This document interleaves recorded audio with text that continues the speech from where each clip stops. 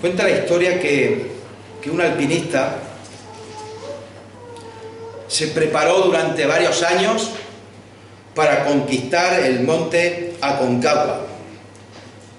Su desesperación por hacer esa proeza era tal que, conociendo todos los riesgos, inició su travesía solo, sin compañeros, en busca de la gloria él solo.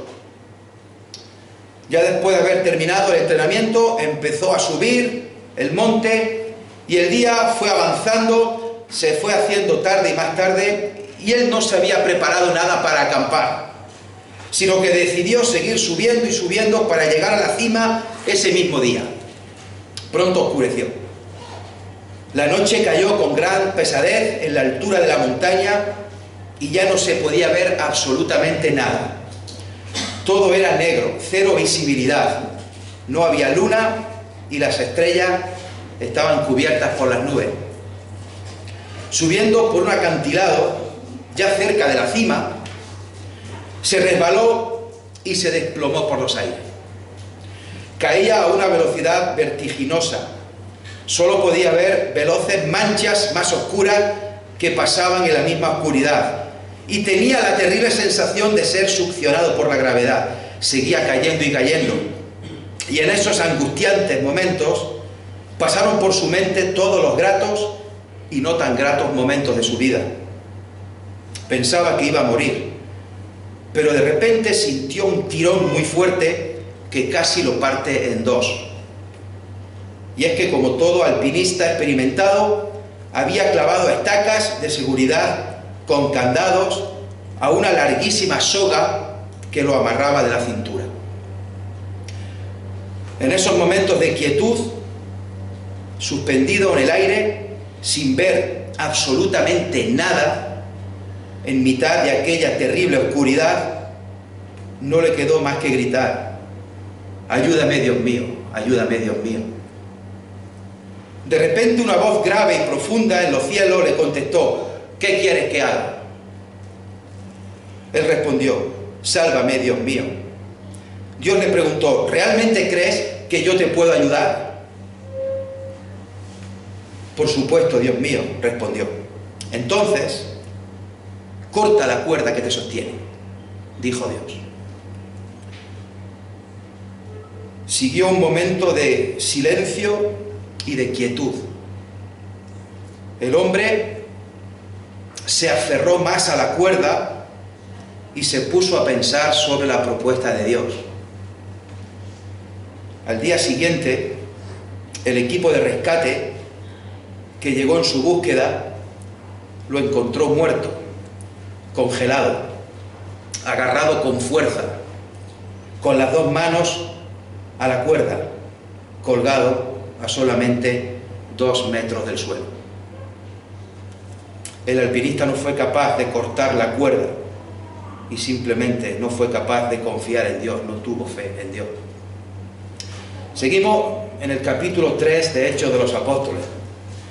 Vimos el milagro del cojo que pedía limosna en el templo y estamos viendo ahora el discurso de Pedro en el pórtico de Salomón, con esta persona ya curada y enganchada a los 2 apóstoles, enganchada del brazo de Pedro y de Juan. Vimos que Pedro, al comienzo de su discurso, dice a las multitudes allá agolpadas a las afueras del templo lo que no es y lo que sí es. Vimos que decía Pedro que lo que no hay que fijarse, no hay que fijarse en el milagro, no había que fijarse en él que había hecho el milagro y no había que fijarse en la persona que había recibido el milagro, sino que todo había sido cosa de Dios, del Dios de Abraham, de Isaac y de Jacob, el Dios de vuestros padres.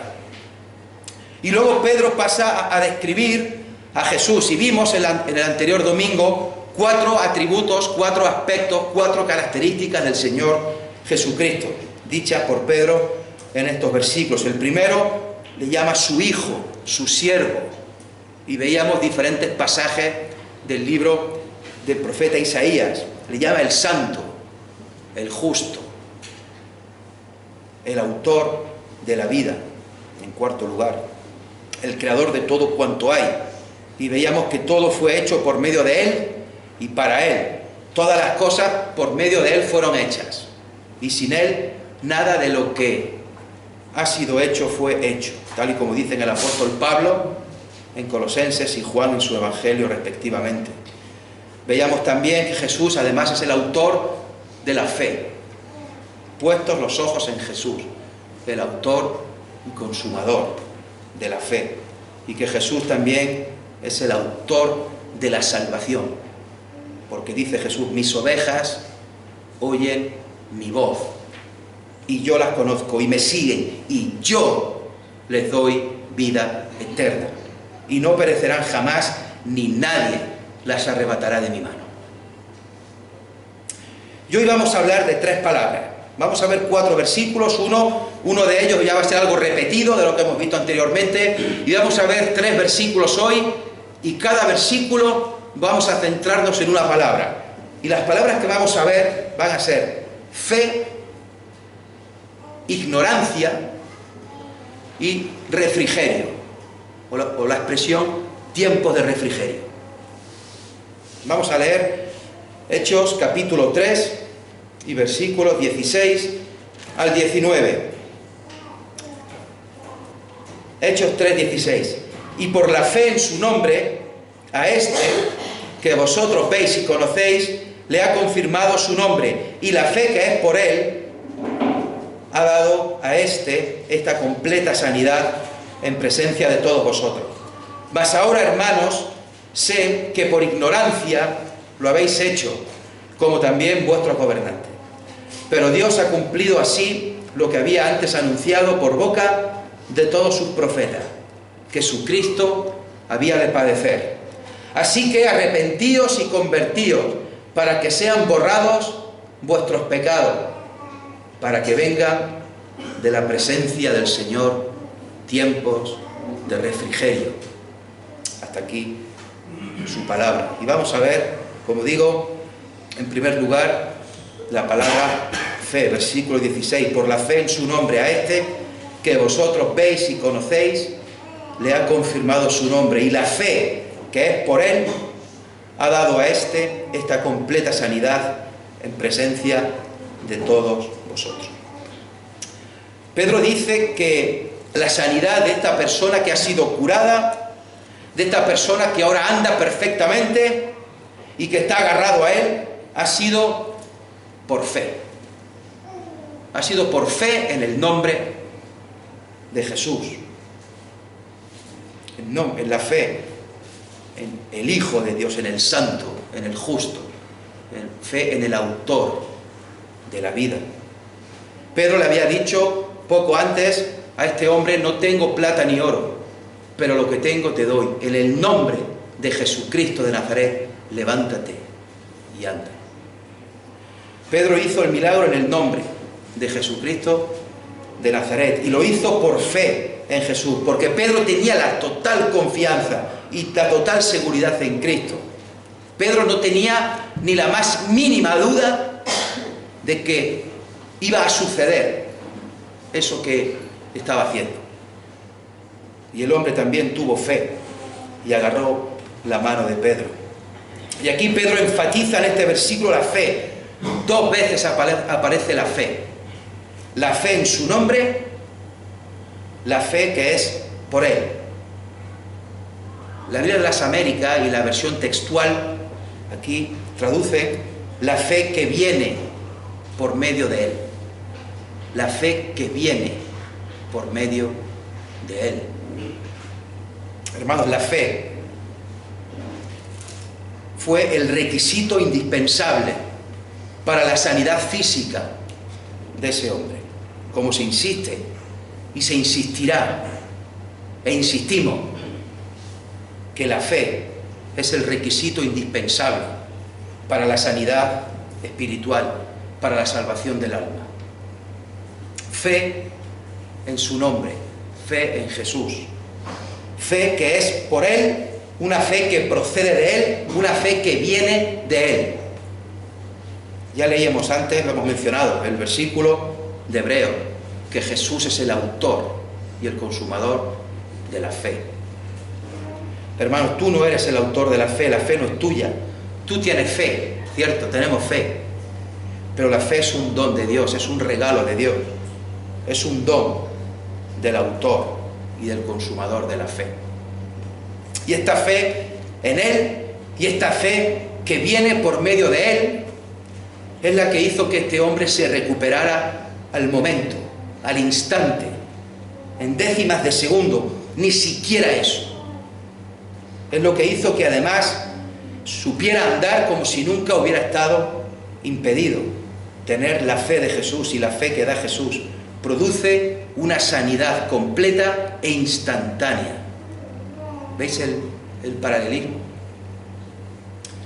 ¿Os acordáis, hermanos, cómo acaba el Evangelio de Mateo con la gran comisión? Allí en Mateo 28, 16 dice el Señor Jesús: toda potestad, toda autoridad me es dada en el cielo y en la tierra. Por tanto, id y haced discípulos a todas las naciones, bautizándolos en el nombre del Padre y del Hijo y del Espíritu Santo, enseñándoles que guarden todas las cosas que os he mandado. Y he aquí, yo estoy con vosotros todos los días hasta el fin del mundo. Amén. Pedro sabía que podía hacer todo lo que se propusiera en el nombre de Jesús, porque sabía perfectamente que Jesús tenía toda autoridad en el cielo y en la tierra. Y Pedro sabía que ese Jesús le había dado la autoridad a ellos, a los apóstoles, de curar toda enfermedad, toda dolencia y expulsar todo demonio que se propusiera. Y todo esto lo hacían no por sus méritos, no por ello, sino por la fe en Jesús. Ya veremos en el capítulo 9 el caso de un hombre llamado Eneas, paralítico, que llevaba 8 años en la cama, y Pedro le dice: Eneas, Jesucristo te sana, levántate y haz tu cama. Y enseguida se levantó. Veremos también que a continuación ocurre el caso de una mujer llamada Tabita o Dorcas, la cual enfermó y murió. Y Pedro llega a casa de la fallecida, se pone de rodillas, ora y le dice: Tabita, levántate. Y ella abrió los ojos y al ver a Pedro se incorporó. Veremos en el capítulo 5 que la gente sacaba a los enfermos a la calle y los ponían en camas y en lechos, para que al pasar Pedro, por lo menos su sombra le diera a los enfermos. Y atormentado de espíritu inmundo, dice, y todos eran sanados. Hermanos, tenían la máxima autoridad los apóstoles. Nada les podía impedir que sanaran a quien quisieran. Ni había enfermedad que se les resistiera. Ninguna enfermedad tampoco requería de tiempo, de rehabilitación, de recuperación. Eran sanados al instante, en el nombre del Señor Jesús. Hermanos, a día de hoy no tenemos este poder, no tenemos esta autoridad delegada en nosotros de poder sanar. Pero seguimos creyendo en aquel que es poderoso. Seguimos creyendo en aquel que tiene toda la autoridad y todo el poder. Y por eso seguimos pidiendo a Dios por los enfermos y oramos por los enfermos. Y tenemos una lista de oración, los cultos de los jueves. Y creemos, hermanos, en el poder de Dios. Y seguimos creyendo en el poder de la oración. Tenemos fe en aquel que puede sanar. Aunque nos llamen locos, aunque nos llamen ilusos, aunque nos llamen lo que quieran. Pero confiamos en que Dios tiene poder. Y oramos fervientemente por la salud de nuestros seres queridos, de hermanos, de familiares, para que Dios les dé sanidad. Y siempre decimos: Señor, si es tu santa y bendita voluntad. Si no son creyentes, oramos más aún por su sanidad espiritual, porque puedan arrepentirse de sus pecados y creer en Jesús como Señor y Salvador. Hermanos, si no cesamos en la oración, oramos en las casas, en la soledad, y oramos en la iglesia, los que vengamos, los que podamos, los que queramos. No dejamos de orar como iglesia a nuestro Dios en el nombre del Señor Jesús, porque seguimos creyendo en aquel que tiene todo el poder. Hermano, estas historias que hemos visto de Eneas, de Dorcas, de todos aquellos enfermos en las calles puestos, y Pedro solo con darle la sombra ya se curaba, son preciosas. Pero hermano, aunque todo esto sea precioso, no olvidemos que lo más importante, lo más precioso, no es el milagro, no es el que hace el milagro, ni es el que recibe el milagro, tal y como dijo Pedro. No soy yo, es Cristo. Es la fe en Cristo. Es la fe que viene por medio de Cristo.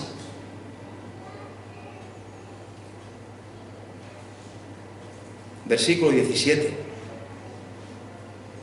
Mas ahora, hermanos, sé que por ignorancia lo habéis hecho, como también vuestros gobernantes. La segunda palabra que vamos a hablar es la ignorancia. Así de primera, esto parece raro. Por ignorancia habéis hecho todas estas cosas. ¿Perdona por ignorancia?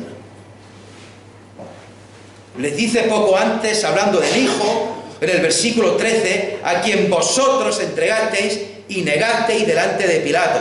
Les dice luego en el versículo 14, vosotros negasteis al santo y al justo. Les dice luego en el versículo 15, matasteis al autor de la vida. Y ahora les dice que todo esto lo habéis hecho por ignorancia, tanto vosotros como vuestros gobernantes. ¿Los está justificando? ¿Los está perdonando? ¿Les está quitando parte de culpa y responsabilidad? Bueno, como ha sido por ignorancia, bueno, pues no lo sabíamos. ¿A qué se refiere a que lo hicieron por ignorancia?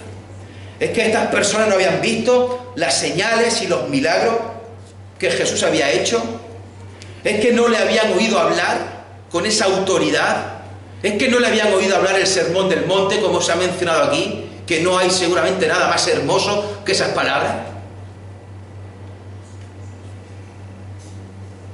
¿Es que no se acuerdan ya que Pilato intentó en varias ocasiones soltarlo y por culpa del chantaje al cual le sometieron los líderes, los gobernantes, lo mataron?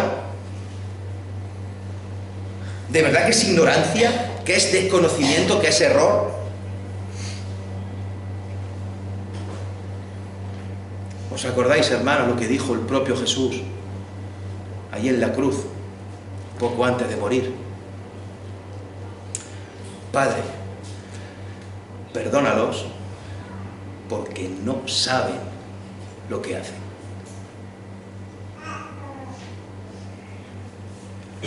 La ignorancia es la dureza de corazón, es la ceguera espiritual. Es que no lo querían ver, o había algo que les impedía verlo. No era algo involuntario, no era algo cometido por error, sino que la gente sabía perfectamente que estaban matando a alguien inocente. Y además, hermano, el hecho de ser ignorante no te excusa delante de Dios.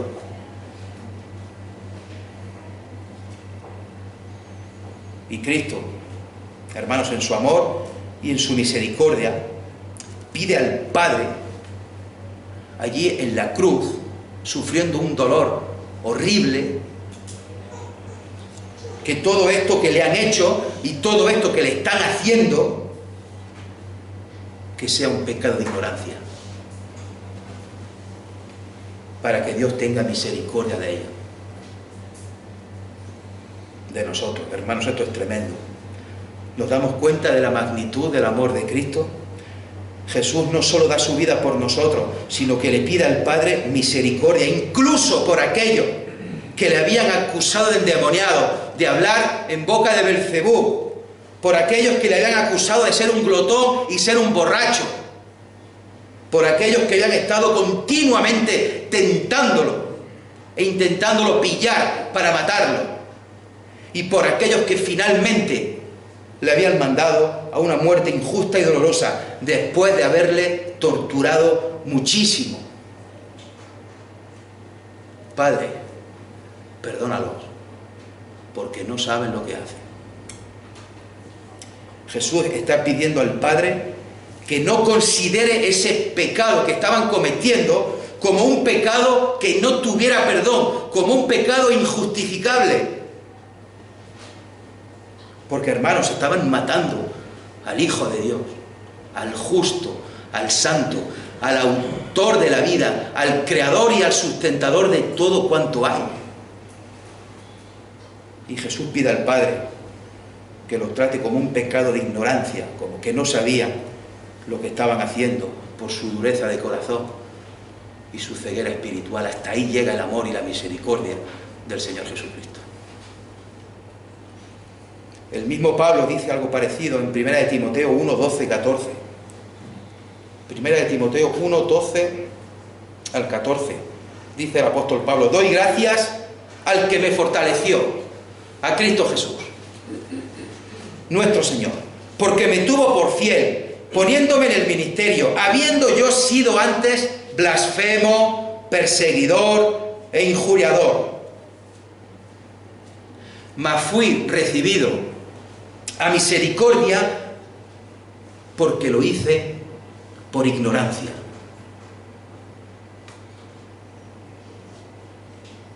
En incredulidad. Pero la gracia, algunos peros que malos son, pero otros que maravilla, pero la gracia de nuestro Señor Jesucristo fue más abundante con la fe y el amor que es en Cristo Jesús. Luego repite Pablo de nuevo un par de versículos más adelante: fui movido a misericordia, fui blasfemo, perseguidor, injuriador, mas fui recibido a misericordia porque lo hice por ignorancia. Hermano, tenemos que dar gracias a Dios porque su misericordia está muy por encima de nuestra ignorancia. Su misericordia y su amor están muy por encima de nuestra ceguera espiritual y de nuestra dureza de corazón. Tras el primer discurso de Pedro, se convirtieron y se bautizaron 3.000 personas. Y ahora en este segundo discurso, como veremos en el próximo capítulo, 5.000 varones. Hermanos, y esto por gracia, por misericordia, por amor, por fe en Cristo Jesús. El mismo Jesús que le pedía a su Padre que los perdonara, porque no sabía lo que hacían. Y seguro que entre esos miles de personas aquí convertidas, muchos habían estado allí viendo cómo agonizaba, viéndolo crucificado. Seguro que muchos habían gritado: crucifícale, crucifícale. Y seguro que algunos de los convertidos ahora habían estado en el complot para matar a Jesús. Hermano, menos mal que no me salvan mis obras. Menos mal que no me salvan mis méritos. Menos mal que no me salva ser cuarta o quinta o sexta, ya no me acuerdo, generación de creyentes. Menos mal que no me salva lo que yo soy o lo que yo hago o lo que dejo de hacer. Porque si dependiera de mí, de lo que yo soy, de lo que yo hago o de lo que yo no hago, no sería salvo porque soy un pobre ignorante. Menos mal que todo es gracias a la persona preciosa del Señor Jesucristo, el cual me amó y se entregó a sí mismo por mí, Menos mal que su sangre me ha limpiado de todo pecado. Menos mal que el Padre ha aceptado ese sacrificio. Menos mal que no se me juzga a mí, porque ya he sido juzgado. Y menos mal que no se me puede juzgar ya para salvación o condenación, porque Cristo ha ocupado el lugar que yo merecía en la cruz. Y eso, hermanos, no lo puede cambiar, ni lo puede quitar nada ni nadie. Porque nadie me puede separar del amor de Dios que es en Cristo Jesús, Señor mío, Señor tuyo, Señor nuestro. Menos mal. Versículo 18. Y aquí es donde vamos a hacer el paréntesis. Pero Dios ha cumplido así lo que antes había anunciado por boca de todos sus profetas, que su Cristo había de padecer. Ya vimos el otro día muchos versículos en el profeta Isaías que hablaban sobre el siervo sufriente, sobre el siervo de Dios, el Cristo, su Hijo, el Mesías, y todo lo que había de padecer antes de morir. Así que esto ya lo podemos dar por explicado porque lo hablamos el otro día. Pero sí un par de matices, y es que no era nuevo para un judío que le hablaran del Cristo, del Salvador que iba a venir.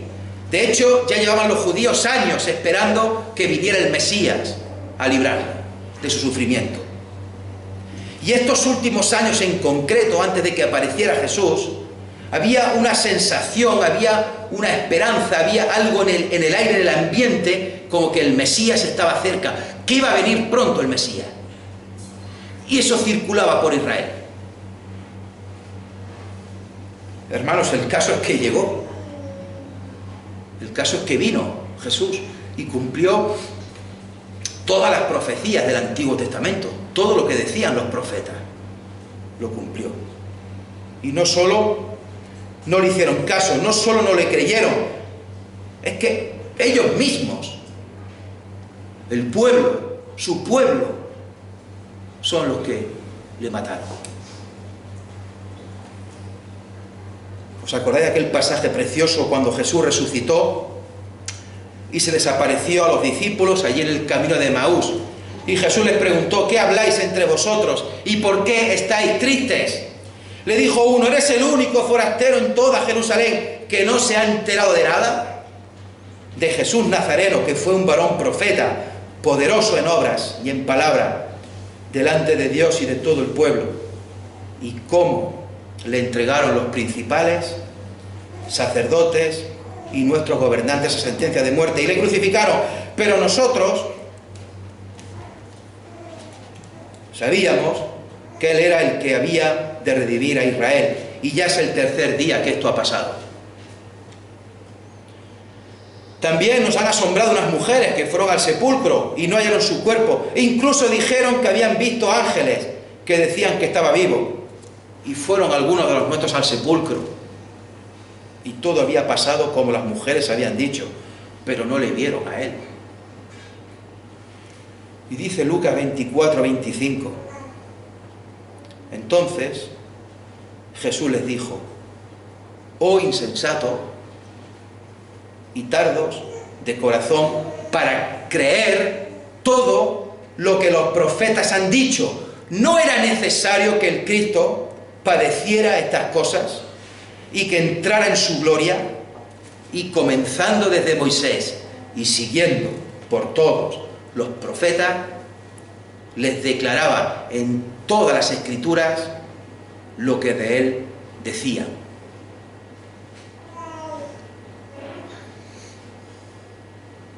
Versículo 20.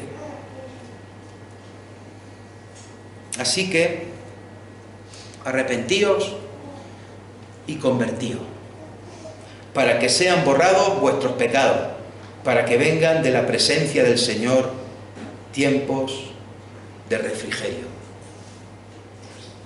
Tiempos de refrigerio. Varios aspectos que llaman la atención en este versículo.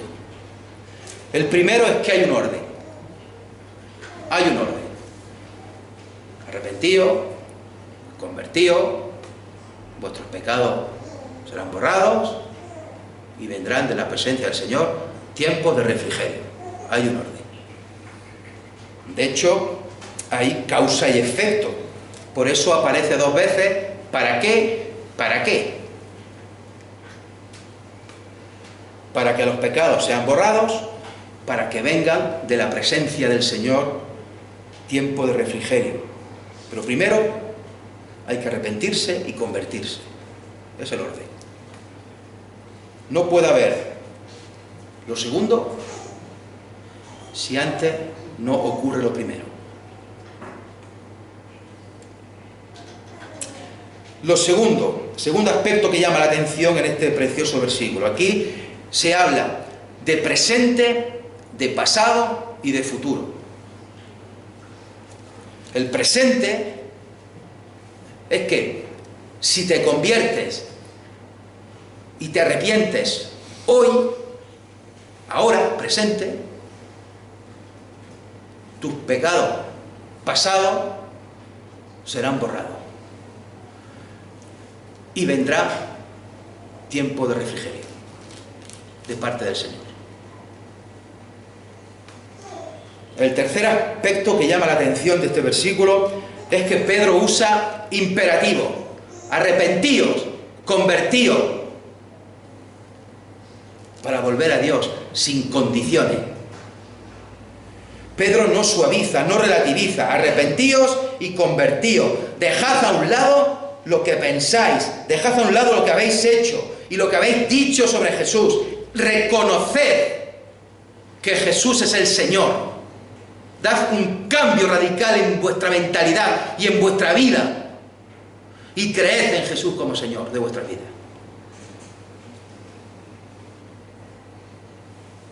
Reconoced que Jesús es el Mesías, el Salvador, el Hijo, el siervo, el autor de la vida, el justo, el santo.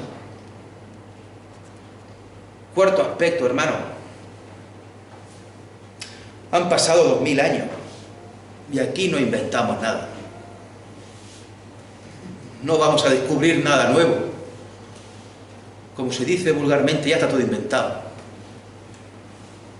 Hermanos, es lo que viene aquí. ¿Te quieres salvar? Arrepiéntete de tus pecados. Conviértete. Cree en Jesús como Señor y Salvador de tu vida. Entonces tus pecados serán borrados. Y entonces vendrán tiempos de refrigerio. No hay más. No hay más. Hermanos, pero no basta con decirlo de boquilla y ya está. Lo digo por decir y ya. No, hermano. El arrepentimiento y la conversión conlleva un cambio de mentalidad y un cambio de vida. Cuando Pablo le dice a los tesalonicenses: os convertisteis de los ídolos a Dios, os convertisteis de los ídolos a Dios. No se está refiriendo a que lo dijeron de boquilla y luego siguieron adorando a los ídolos. Por supuesto, no se refiere a eso. Se está refiriendo a un cambio total de vida y de mentalidad, en el cual dejas a un lado los ídolos y te vuelves a Dios. Te entregas a Dios, confías en Él, en su palabra, y todo ello sin condiciones. Desde que somos pequeños cantamos la canción esa: he decidido seguir a Cristo. He decidido seguir a Cristo. No vuelvo atrás, no vuelvo atrás. Atrás el mundo, la cruz, delante. No vuelvo atrás, no vuelvo atrás. Hermano, si seguimos a Cristo, el mundo queda atrás y la cruz queda delante. Y ponemos los ojos en Jesús. Hermanos, haciendo esto, presente, arrepintiéndote y convirtiéndote, no de boquilla, sino de corazón, de verdad, tus pecados serán borrados, porque la sangre de Jesús va a tapar, va a borrar tus pecados. Y ya Dios no mirará tu culpa, porque Jesús es el que ocupó tu lugar en la cruz del Calvario. También sabemos de memoria Romanos 8:1. Ahora pues, ninguna condenación hay para los que están en Cristo Jesús. No dice, bueno, algunas condenaciones, no dice unas pocas condenaciones, alguna condenación suelta, no, ninguna condenación hay para los que están en Cristo Jesús, ninguna. Los pecados han quedado borrados por la sangre preciosa de Jesús, de aquel que estaba colgado en la cruz y decía, Padre, perdónalos porque no saben lo que hacen.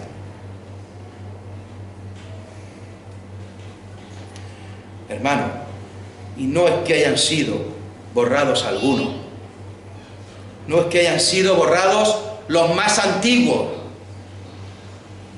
porque hayan prescrito. No, han sido borrados todos, porque el que se entregó en la cruz del Calvario era un cordero perfecto, santo, sin mancha, sin defecto. Era el autor de la vida, el Cristo. Y termina el versículo, para que vengan de la presencia del Señor tiempos de refrigerio.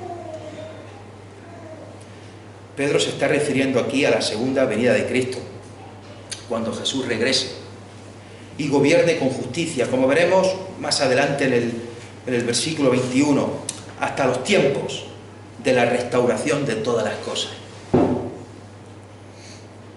La Real Academia de la Lengua Española define así la palabra refrigerio. Tiene varias acepciones. He copiado dos, son tres, pero he copiado dos. Dice, beneficio o alivio que se siente con lo fresco. Alivio o consuelo en cualquier apuro, incomodidad o pena.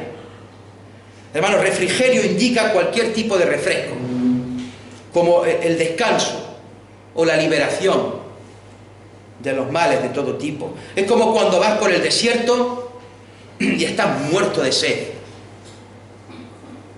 y alguien te ofrece agua fresca, pura, limpia y a una temperatura perfecta, fresquita el agua. Los que estaban escuchando lo entendían perfectamente, porque vivían en zonas de desierto y sabían perfectamente lo que es andar por el desierto y tener sed, y sabían perfectamente lo que es pararte en un pozo o que alguien te ofrezca agua fresca y limpia.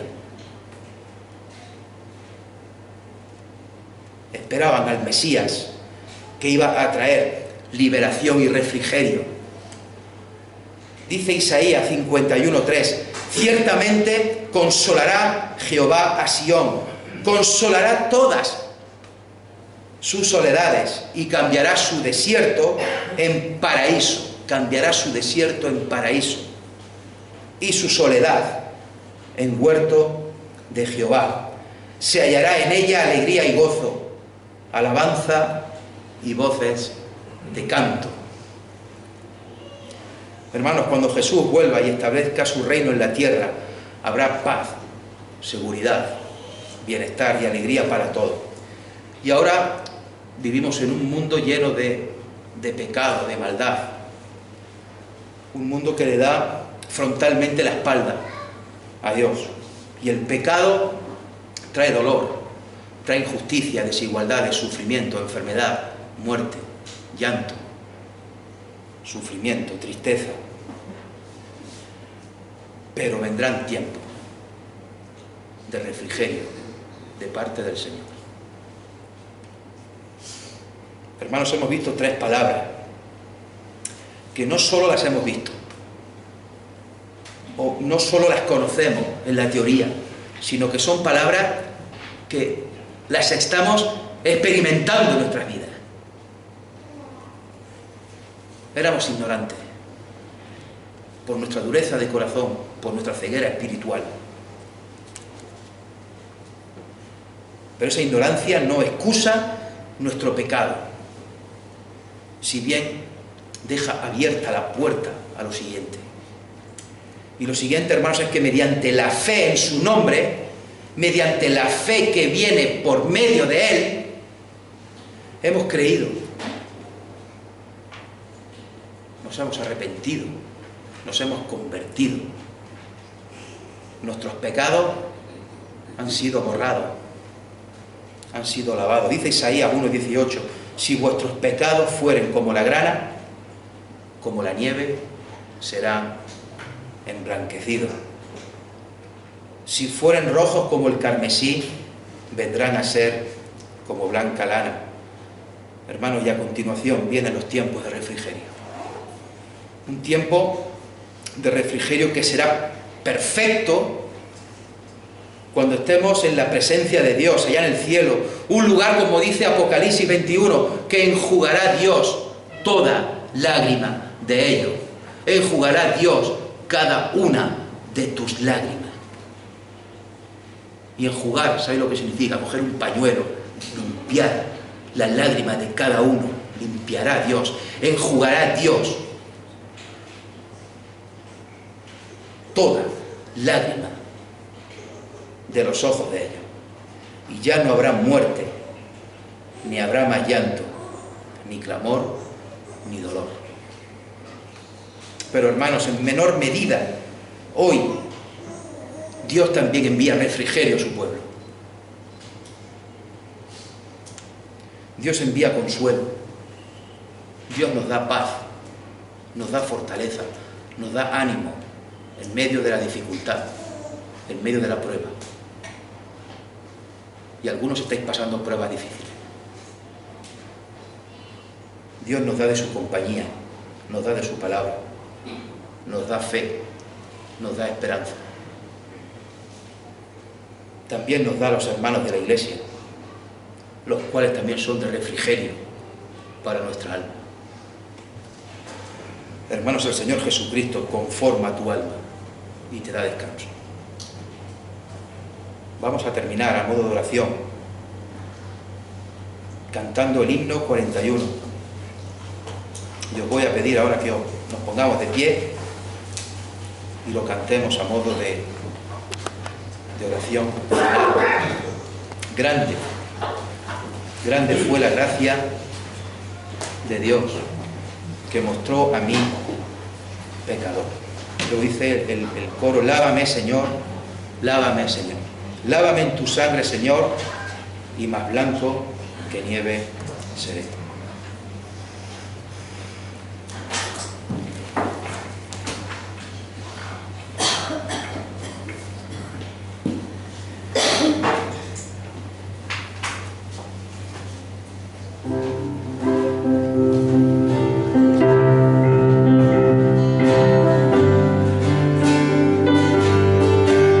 Grande